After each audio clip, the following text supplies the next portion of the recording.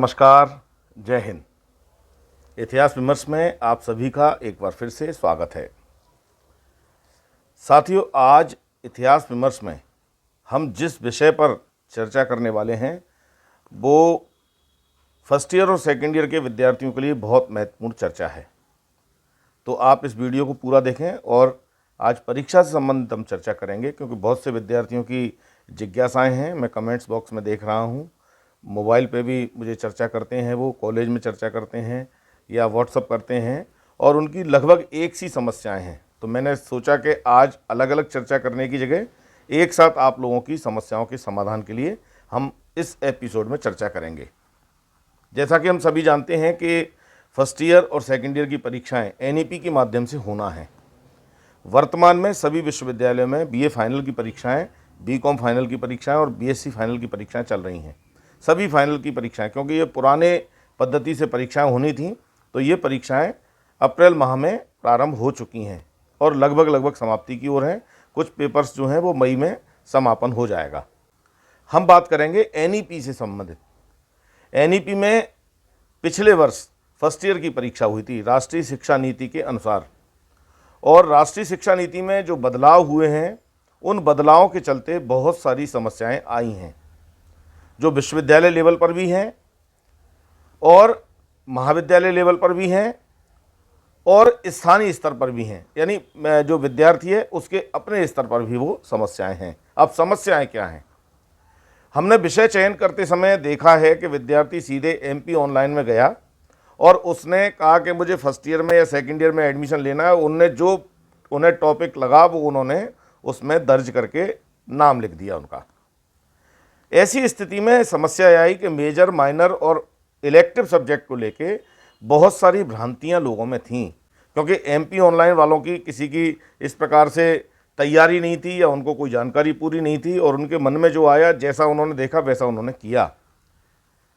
प्रायः जब पहले एडमिशन हुआ करते थे तो कॉलेज में जाकर जो विद्यार्थी हैं वो टीचर से संपर्क कर लेते थे और इस प्रकार से काउंसलिंग करते थे। तो काउंसलिंग से मालूम चल जाता था कि किस प्रकार के पेपर हमें अपने लिए लेने चाहिए जो फ़ायदेमंद हैं।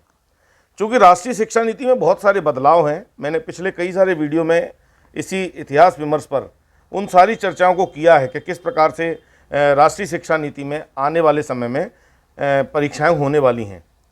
लेकिन इसके बाद भी विद्यार्थियों को बहुत ज़्यादा जानकारी नहीं है। उसका कारण ये है कि विद्यार्थियों ने आज तक जिस प्रकार से वो परीक्षा देते रहे कि जाके मार्केट से कोई वनडे सीरीज खरीदेंगे, पढ़ेंगे और परीक्षा दे के पास हो जाएंगे, तो ऐसा संभव नहीं है। राष्ट्रीय शिक्षा नीति में आप सभी के संपूर्ण विकास की दृष्टि से काम किया गया है और उसको सिलेबस को ऐसे डिज़ाइन किया है जिससे आपका संपूर्ण विकास हो और आप अपने जो आपके अंदर जो स्किल है उस स्किल के आधार पर आप अपनी तैयारी करें। और इसीलिए मेजर, माइनर और इलेक्टिव सब्जेक्ट चुनते समय आपको विशेष सावधानी रखने की आवश्यकता है। अब यहाँ एक चीज़ और है जो समस्या इस समय आ रही है सेकेंड ईयर के विद्यार्थियों के लिए, अमूमन बहुत सी जगह आ रही है, क्योंकि विश्वविद्यालय लेवल पर भी कई सारी समस्याएं आ रही हैं और जहाँ से रिजल्ट तैयार होकर आ रहा है वो भी उस बात को पूरा नहीं समझ पा रहे हैं। तो इसलिए विद्यार्थी ने परीक्षा दी कोई और पेपर देके और उसका रिजल्ट आ गया कोई और पेपर देकर। एक बार नेट पे उसका रिजल्ट आया तो उसके कुछ क्रेडिट पॉइंट अलग बताए, और अब जब वो रिजल्ट की सीट आई, जो ग्रेड लिस्ट आई, तो उसमें उसके नंबर कुछ और दिखा रहे हैं, उसके क्रेडिट पॉइंट कुछ और दिखा रहे हैं। तो इस तरह की व्यवहारिक समस्याएं जब हम पहले कुछ परिवर्तन करते हैं तो आती हैं। तो ऐसी कोई समस्या आपके साथ है तो आप उसे विश्वविद्यालय लेवल पर सॉर्ट आउट करें, क्योंकि बिना उस समस्या के समाधान के आप अगली कक्षा में जब बैठेंगे तो आपको आने वाले समय में परेशानी हो सकती है। तो आपको ज़्यादा गंभीर होने की आवश्यकता है। कई बार विद्यार्थियों से चर्चा करने पर पता चलता है कि उन्हें यही नहीं पता कि उनके मेजर सब्जेक्ट क्या है और माइनर सब्जेक्ट क्या है और इलेक्टिव क्या है। यहाँ मैं इलेक्टिव पे खास तौर पे बात करना चाहूँगा। जो राष्ट्रीय शिक्षा नीति है उसमें इलेक्टिव और ओपन इलेक्टिव, इसको लेके बड़ा कन्फ्यूज़न है।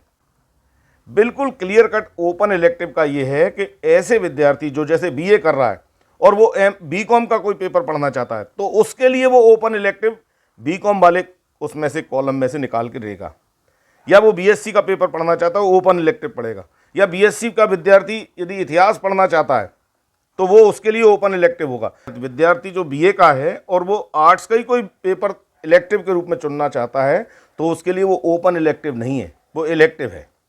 जैसे हिस्ट्री, पॉलिटिकल साइंस, सोशलॉजी, तो ये उसके आर्ट्स के विषय हैं, लेकिन हिस्ट्री, पॉलिटिकल साइंस और बुक कीपिंग तो वो कॉमर्स का विषय आ गया, तो ये उसके लिए ओपन इलेक्टिव हो जाएगा। और उसके लिए भी जो ओपन इलेक्टिव की लिस्ट है, आर्ट्स साइड के लिए कौन से हैं, कॉमर्स साइड के लिए कौन से हैं और साइंस साइड के कौन से हैं, उन्हीं में से आपको पेपर चयन करना है। जो परंपरागत पेपर है वो नहीं पढ़ना है। जैसे मेजर सब्जेक्ट का जो सेकंड पेपर है वही माइनर होता है, वही इलेक्टिव होता है। तो ऐसा नहीं कि फिजिक्स का सेकंड पेपर हम अपने लिए यहाँ ओपन इलेक्टिव में पढ़ लेंगे, ऐसा नहीं हो सकता। उसके लिए एक निर्धारित पेपर है, उसी पेपर को हम उसमें पढ़ सकते हैं। तो इलेक्टिव और ओपन इलेक्टिव में थोड़ा इसमें गंभीरता बरतने की आवश्यकता है, क्योंकि विश्वविद्यालय लेवल पर भी इसकी जानकारी पूरी नहीं है। लेकिन चूंकि हमें उसका खामियाजा भुगतना पड़ेगा, इसलिए हमें सावधानी बरतने की आवश्यकता है और नई शिक्षा नीति को आपको समझने की भी आवश्यकता है। जो सभी के लिए ओपन इलेक्टिव हैं, बीए, बीएससी, बीकॉम, बीएचएससी, बीबीए, बीसीए, उनके लिए एनएसएस, एनसीसी और स्पोर्ट्स ये ओपन इलेक्टिव विषय है। वो तीसरे पेपर के रूप में इनको चुन सकता है, तब वो ओपन इलेक्टिव है, वो इलेक्टिव नहीं है। तो जब अपन जिस संकाय में बात कर रहे हैं, यदि आर्ट्स संकाय की बात कर रहे हैं, तो आर्ट्स में जो पेपर चल रहे हैं वो आर्ट्स के विद्यार्थी के लिए ओपन इलेक्टिव नहीं होंगे, या कॉमर्स में जो पेपर चल रहे हैं वो कॉमर्स के विद्यार्थी के लिए ओपन इलेक्टिव नहीं होंगे, या साइंस के लिए भी ऐसे ही है। यदि कॉमर्स का साइंस पढ़ता है, साइंस का आर्ट्स पढ़ता है, उसके लिए वो पेपर ओपन इलेक्टिव होगा और वो सामान्य पेपर ना होके जो लिस्ट दिए, जो इसमें लिस्ट दी है ओपन इलेक्टिव विषय की, उन्हीं में से चयन करेगा। तो ये जो समस्या आ रही है आज, बहुत सारी मार्कशीट में देख रहा हूँ, जो ग्रेड लिस्ट आती है बच्चों की, अब उनको कोई जानकारी है नहीं, कॉलेजेस में भी ज़्यादा जानकारी नहीं है। शासन स्तर पर लगातार प्रयास किए जा रहे हैं, कई सारी कार्यशालाएं की जा रही हैं, लेकिन शिक्षक भी सभी तरह से राष्ट्रीय शिक्षा नीति को समझ नहीं पा रहे हैं। और उस स्थिति में क्या है कि जो आ रहा है परिणाम वो बड़ा घौंच पौंच वाला है, यानी उसमें बड़ी अव्यवस्था है। तो इसको समझने की आवश्यकता है। दूसरा, इस समय परीक्षाओं का दौर चल रहा है, लगातार बच्चे पूछ रहे हैं कि सब परीक्षाएं कब होंगी, फर्स्ट ईयर और सेकंड ईयर के फॉर्म क्यों नहीं भर रहे। तो इसमें एक नामांकन की प्रोसेस होती है फर्स्ट ईयर के विद्यार्थियों के लिए, खास तौर पर मैं बता रहा हूँ। विश्वविद्यालय स्तर पर पहले आपको अपना पंजीयन कराना होता है, नामांकन पंजीयन। तो जो रेगुलर विद्यार्थी हैं उन्होंने तो अपने जब रेगुलर एडमिशन लिया था उस समय उनका नामांकन हो गया। विश्वविद्यालय ने कई बार और भी डेट निकाली थी आगे उसको बढ़ाते हुए कि जिन्होंने नहीं किया वो कर सकते हैं। लेकिन प्राइवेट विद्यार्थियों के लिए भी अभी एक डेट और निकाली है उन्होंने विश्वविद्यालय ने। जो छूट गए हैं, जो नहीं चाहते थे, पहले नहीं पता था उन्हें कि वो पढ़ेंगे या नहीं, तो वो इस समय जाके नामांकन करा के और परीक्षा फॉर्म भर सकते हैं। परीक्षा फॉर्म भरने की जो पहले फर्स्ट ईयर और सेकेंड ईयर की डेट जीवाजी विश्वविद्यालय ने अपने लिए घोषित की थी वो 25 अप्रैल थी, लेकिन किसी कारण से वो समय पे काम नहीं हो पाया। कई परीक्षाओं के रिजल्ट्स नहीं आए, एटीकेटी परीक्षाओं के रिजल्ट्स नहीं आए, कई तैयारियां नहीं हुई, तो उस वजह से उस डेट को आगे बढ़ाया गया है। तो अब 1 मई आपकी नियमित शुल्क के साथ परीक्षा की तिथि है। तो 1 मई को तक आप नियमित शुल्क के साथ अपना परीक्षा आवेदन भर सकते हैं। फर्स्ट ईयर और सेकेंड ईयर के विद्यार्थी, वो किसी भी संकाय के हों, BA, BSc, BHSc, BBA, BCA, जो भी हैं, तो वो 1 मई तक आप अपना परीक्षा फॉर्म सबमिट कर सकते हैं। साथ ही साथ अगर लेट फीस से आपको करना है तो 300 रुपये लेट फीस के साथ आपको अवसर दिया गया है 3 तारीख का, और 500 रुपये लेट फीस के साथ आपको अवसर दिया गया है 6 तारीख का। तो 6 मई तक आपको ये परीक्षा फॉर्म भरना है। जिस तरह की तैयारी वर्तमान में देखी जा रही है उससे ऐसा लगता है कि शायद ये डेट और आगे बढ़े। कई बच्चे, चूंकि विश्वविद्यालय ने लिंक ओपन नहीं की, उनकी तैयारी पूरी नहीं हुई, डेट आ गई है, तो ऐसी स्थिति में परीक्षा फॉर्म ओपन नहीं हो रहे हैं, तो बच्चे घबरा रहे हैं। घबराहट स्वाभाविक है, पहली बार इस तरह का हो रहा है। कॉलेज में आ रहे हैं, अब कॉलेज के स्तर पर ये काम नहीं होना है, ये विश्वविद्यालय स्तर पर होना है। तो विश्वविद्यालय जब लिंक ओपन करता है तभी विद्यार्थी अपने परीक्षा फॉर्म भरते हैं। तो घबराने की आवश्यकता नहीं है। जैसे 25 तारीख जो लास्ट डेट थी पिछली बार परीक्षा की, और उस परीक्षा फॉर्म भरने की 25 तारीख तक लिंक ओपन नहीं हुई, तो विश्वविद्यालय ने पुनः डेट को रिवाइज किया और 1 मई लास्ट डेट की, और उसके माध्यम से आप अपने परीक्षा फॉर्म भर सकते हैं। जो संभावित तिथि परीक्षा की आ रही है, समाचार पत्रों में भी आप ये देखिए, ये समाचार पत्र में, स्थानीय समाचार पत्र ने जीवाजी विश्वविद्यालय की परीक्षाओं से संबंधित ये समाचार प्रकाशित किया है। और इसमें जो डेट समाचार पत्र के अनुसार है, वर्तमान तैयारी को देखते हुए वो इसको बता रहे हैं कि 20 मई के आसपास ये परीक्षाएं हो सकती हैं। चूँकि परीक्षा फॉर्म ही 6 मई तक सबमिट हो रहे हैं और उसके बाद यूनिवर्सिटी तक पहुंचाने की 8 डेट है, 8 मई डेट है। आगे हो सकता है ये बढ़ भी जाए, कुछ और समस्याएं।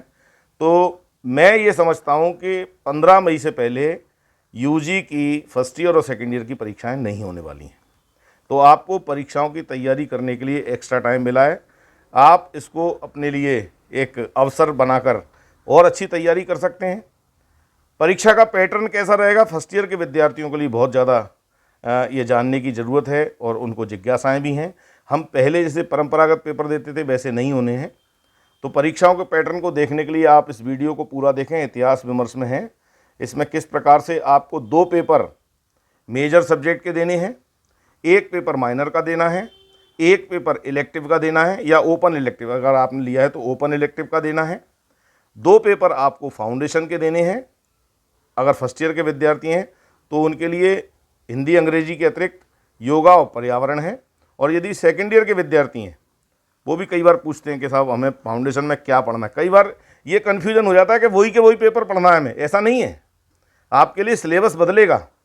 जो मेजर माइनर इलेक्टिव हैं वो आपके वही पेपर रहने वाले हैं, लेकिन आप फाउंडेशन में आपका चेंज होता जाएगा, सिलेबस सभी में चेंज होगा।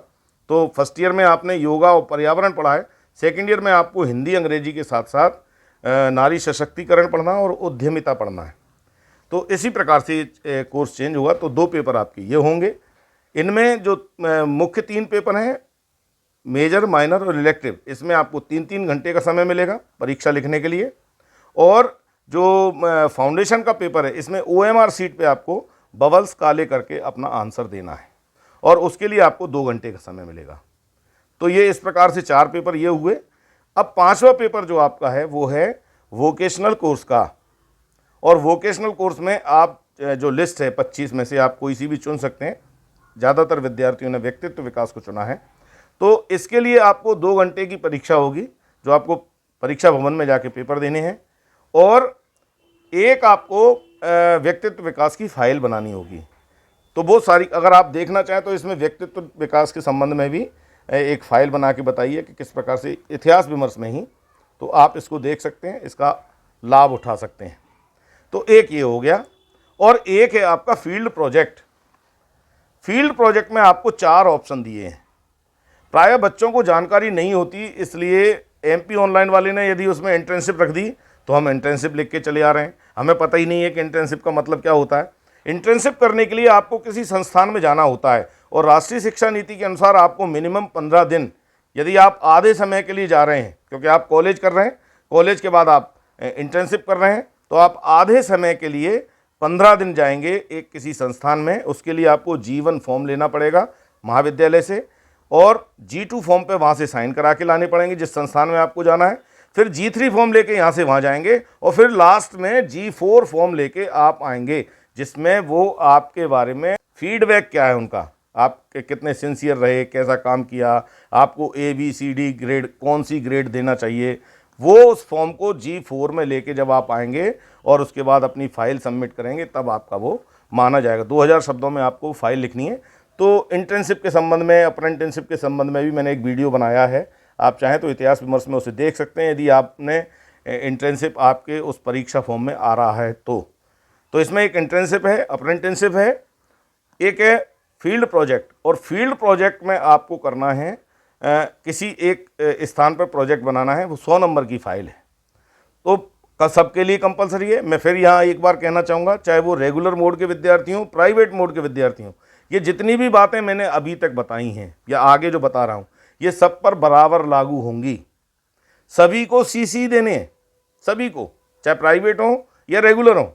जो प्राइवेट विद्यार्थी इस वर्ष फर्स्ट ईयर में और सेकेंड ईयर में बैठ रहे हैं, वो अपने जिस संस्थान से, जिस कॉलेज से आपने अपना परीक्षा फॉर्म भरा है, उस कॉलेज में जाके संबंधित विषय के शिक्षकों से मिलकर आप अपने CC सबमिट कर दें। और CC आपको देना है मेजर, माइनर और इलेक्टिव सब्जेक्ट में।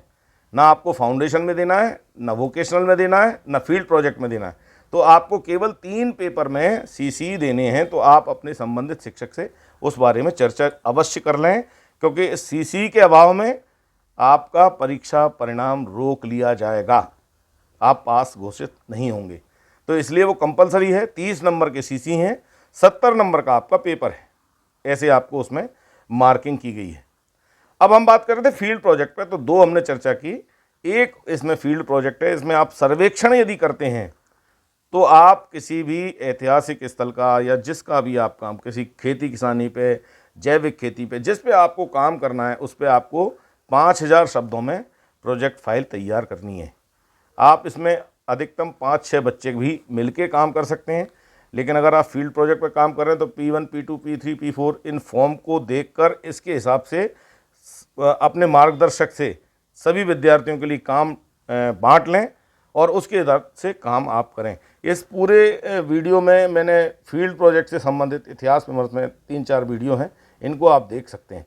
और यदि फील्ड प्रोजेक्ट के अंतर्गत यदि आप केवल सर्वे करना चाहते हैं, सर्वे के आधार पर बनाना चाहते हैं, इजी है, तो आप उसे इन वीडियोज़ को देख के तैयार करें और इसके आधार पे आप अपना फील्ड प्रोजेक्ट तैयार करें। इसमें मैंने गुजर्रा गांव जो है दतिया के पास है, उसमें अशोक के लघु शिलालेख के संदर्भ में चर्चा की है। तो किस प्रकार से उस पर हम उसकी फाइल तैयार करेंगे 5000 शब्दों की, वो इसमें है। दूसरा, किस तरह आपको इसको पूरा डिज़ाइन करना है। बच्चे नहीं समझ पाए, मैंने एक मोटी मोटी बात कही, तो इस वीडियो में अगर आप देखेंगे तो इसमें प्रोजेक्ट बनाने का पूरा up to date, front page कैसा होगा, विद्यार्थी का घोषणा पत्र क्या है, मार्गदर्शक का घोषणा पत्र क्या है, आभार क्या है, अनुक्रमणिका क्या है, आपका संदर्भ ग्रंथ सूची क्या है, किस प्रकार से उसको व्यवस्थित करना है, चैप्टराइजेशन करते समय किस चैप्टर में क्या लिखना है, वो सब मैंने इस वीडियो में फील्ड प्रोजेक्ट के अंतर्गत बताया है। और ठीक इसी प्रकार से जो पर्सनालिटी डेवलपमेंट पे, चूंकि हमें वोकेशनल कोर्स में भी एक फ़ाइल तैयार करनी है 2000 शब्दों की, तो वो फाइल कैसे तैयार होगी, इसमें मैंने एक काल्पनिक नाम लेके एक व्यक्ति के व्यक्तित्व के आधार पर किस प्रकार फाइल तैयार होगी वो मैंने तैयार करके इसमें एक बनाई है, डमी फाइल है। तो आप इस प्रकार से किसी सफल व्यक्ति का एक इंटरव्यू टाइप का आप करें, उसकी पूरी चर्चा करें। इसमें मैंने कुछ पार्ट्स बताए हैं किस प्रकार से आप किन किन विषयों को छू सकते हैं।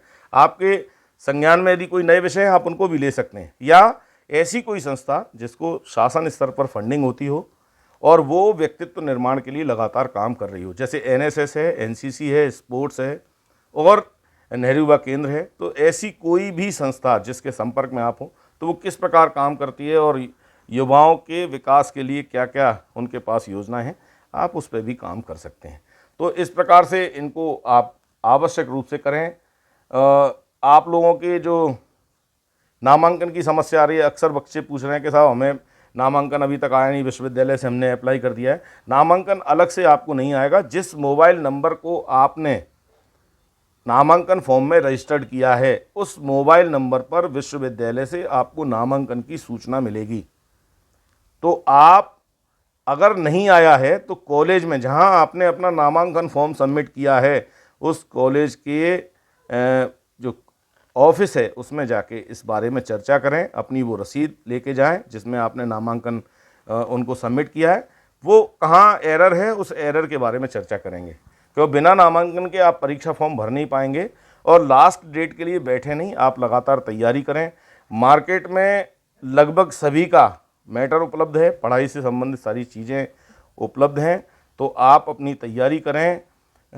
जो पढ़ाई का नज़दीक समय आने वाला है, मई में परीक्षाएं होने वाली हैं और निश्चित रूप से जो रिज़ल्ट है वो लेट होने वाला है। सेशन अगला जो है वो भी लेट होगा, क्योंकि जब हम इधर परीक्षाएं लेट करेंगे तो आगे आने वाले समय में भी ये समस्याएं होने वाली हैं।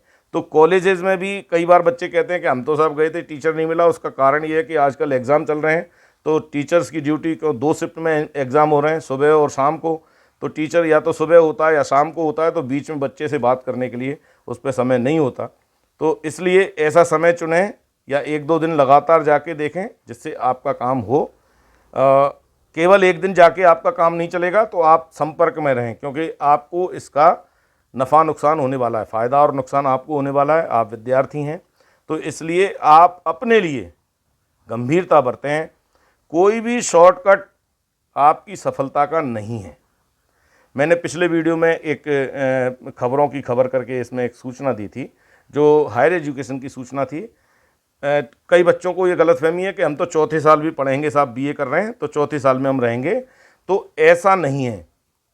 चौथे वर्ष में ऑनर्स विथ रिसर्च की परीक्षा वही दे पाएंगे जो 7.5 ग्रेड पॉइंट लाएंगे। इसको बिल्कुल गंभीरता से सुन लें। ये गलतफहमी बहुत से लोगों को है कि अब हम 4 साल में ऑनर्स की परीक्षा देंगे बीए की। ऐसा नहीं। इसमें आपको जो ग्रेड पॉइंट लाने हैं वो 7.5 यानी 100 में से 75 अंक जब आपके आएंगे तब ही आप चौथे वर्ष ऑनर्स की कक्षा में अपग्रेड होंगे। अदरवाइज तीसरी साल नमस्ते कर ली जाएगी डिग्री देने के बाद कि साहब जाइए आप, अब आप आगे नहीं पढ़ेंगे। और आपको 7.5 ग्रेड लाने के लिए मिनिमम ए ग्रेड लानी होगी, क्योंकि ए ग्रेड लाने के लिए 71 से 80 नंबर मिलते हैं ए ग्रेड पर, और 75 अंक हमें लाने हैं, तो 71 से 80 के बीच में 75 आते हैं। यदि आप ए से नीचे आ रहे हैं, बी ग्रेड आ रही है, बी प्लस आ रही है, सी ग्रेड आ रही है, तो आप चौथे वर्ष का ख्याल छोड़ दें, फिर आप प्राइवेट मोड में परीक्षा दें और आगे जाएं। आप इस माध्यम से ऑनर्स विथ रिसर्च के जो लाभ हैं वो आप नहीं उठा सकते। तीनों वर्ष में आपको ये ग्रेड कंप्लीट करनी पड़ेगी। ग्रेड पॉइंट 100 में से 75, first year second year final. यदि फर्स्ट ईयर का आपका रिजल्ट खराब भी रहा है तो आप अपनी इस ग्रेड को सुधार सकते हैं। एक आध जगह आपके बी प्लस भी आ गया है तो एक आध जगह आप ए प्लस लाएँ, जिससे आपको उसमें 7.5 ग्रेड पॉइंट इकट्ठा करने में सहूलियत हो। तो ये कुछ चर्चाएं आपसे करनी थी। और भी बहुत सारी चर्चाएं हैं जो मैं समझता हूं आपके लिए ज़रूरी हैं, लेकिन YouTube की अपनी एक मर्यादा है, समय का संकोच है। आप चाहें तो मुझसे इसी चैनल पर इतिहास विमर्श में कमेंट्स बॉक्स में जाकर अपनी जिज्ञासाओं का समाधान कर सकते हैं।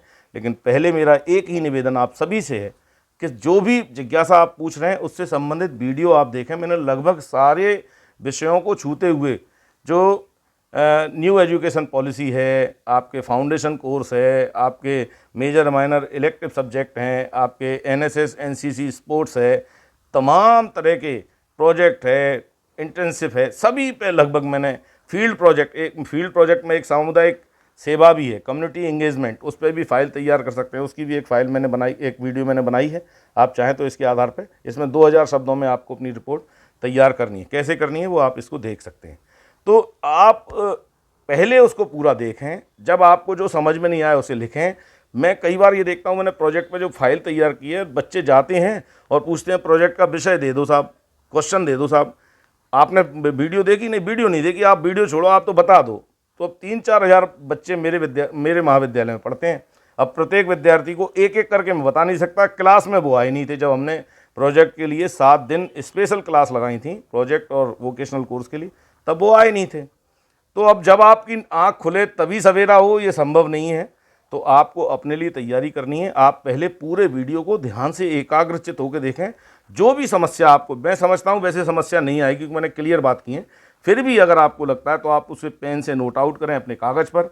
फिर मुझसे आप उनको कमेंट बॉक्स में जाके या कॉलेज में आके, अगर मैं मिलता हूँ आपको, परीक्षाओं से मेरे को समय मिलता है और मैं आपके पास हूँ, तो आप मेरे से वहाँ भी पूछ सकते हैं। लेकिन पहले आप पढ़कर आएँ, समझ कर आएँ, फिर मुझसे इस बारे में चर्चा करें।